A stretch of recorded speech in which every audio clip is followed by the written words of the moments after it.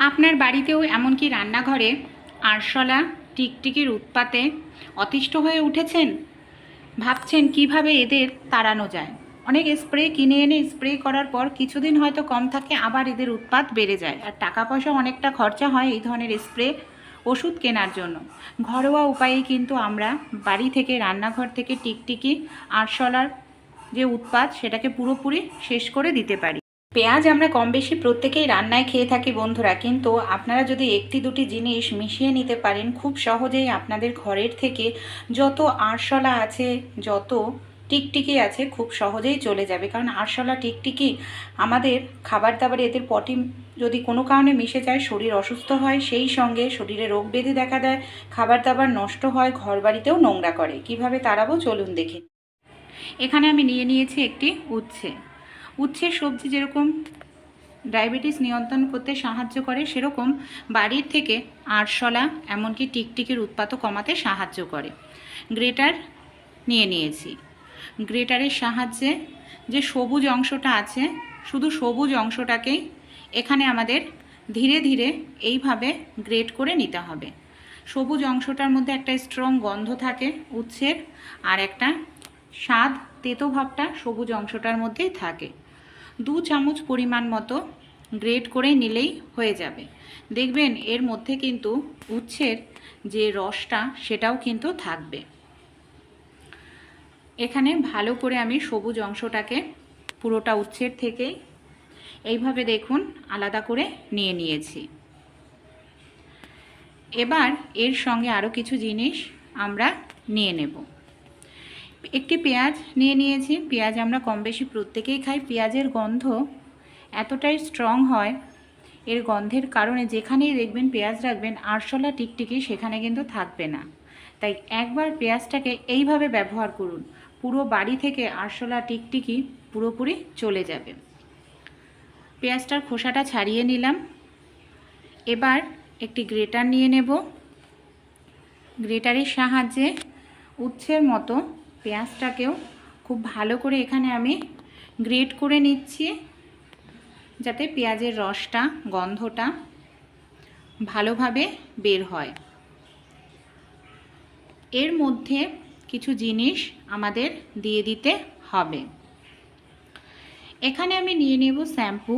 যে কোনো পাতার শ্যাম্পু এখানে আপনারা ব্যবহার করতে পারেন। সামান্য পরিমাণ একটু শ্যাম্পু নিয়ে নিতে হবে। তারপর সব উপকরণ দিয়ে খুব ভালো করে আমরা উচ্ছের সঙ্গে পেঁয়াজ শ্যাম্পুটাকে ভালো করে মিশিয়ে নেব। এরপর এর মধ্যে আরও একটি জিনিস আমরা ব্যবহার করব। কি জিনিস চলুন তাহলে দেখে নিই। ভালো করে মেশানো হয়ে গেলে এখানে আমি নিয়ে নেব এর মধ্যে আটা, যে আটার আমরা রুটি তৈরি করে খাই। এমন জিনিস দিতে হবে যাতে আরশোলা কিংবা ইঁদুর টিকটিকি মানে সহজেই খেয়ে নেয় আরশোলা টিকটিকি, আর খেলেই কিন্তু এরা সঙ্গে সঙ্গে সেই জায়গা থেকে পালিয়ে যাবে আর কখনোই আসবে না। আটা দিয়ে ভালো করে মিশিয়ে নিচ্ছি। কোনো রকম এখানে জল কিন্তু দেওয়া যাবে না। জল ছাড়াই এটাকে ভালো করে আটার সঙ্গে মিশিয়ে এইভাবে মেখে নিতে হবে। মিশ্রণটা খুব একটা শক্ত করা যাবে না। এই দেখুন আমি কোনো রকম জল দিইনি, এরকম একটু নরম নরম করে মেখে নিয়েছি। আর এটা মানে ব্যবহার করার 5-6 দিন পর্যন্তই এর গন্ধটা, স্ট্রং গন্ধটা কিন্তু থাকে। বাড়ি থেকে দেখবেন দেওয়ার 1 থেকে 2 দিনের মধ্যেই যত আরশোলা টিকটিকি আছে খুব সহজেই পালিয়ে যাবে। এটা তো আমরা রেডি করে নিয়েছি। কিভাবে অ্যাপ্লাই করতে হবে চলুন দেখে নিই। আমাদের রান্নাঘরে দেখবেন আরশোলারা উৎপাত শুরু করে। যেখানে বেসিন বা সিঙ্ক থাকে সেই সব জায়গায় অন্ধকার থাকে, সেই সব জায়গাতে কিন্তু আরশোলারা বা টিকটিকিরা থাকে। সেই সব জায়গায় দিয়ে দিন একটি দুটি, খাবার হিসাবে খাবে আর খেলেই কিন্তু পালিয়ে যেতে বাধ্য হবে। কিংবা যেখানে বাসন থাকে, রান্নার মশলা টশলা থাকে, সেই সব জায়গাতেও আরশোলার উৎপাত লক্ষ্য করা যায়। সেই সব জায়গাতেও আপনারা এই মিশ্রণটা দিয়ে রাখবেন।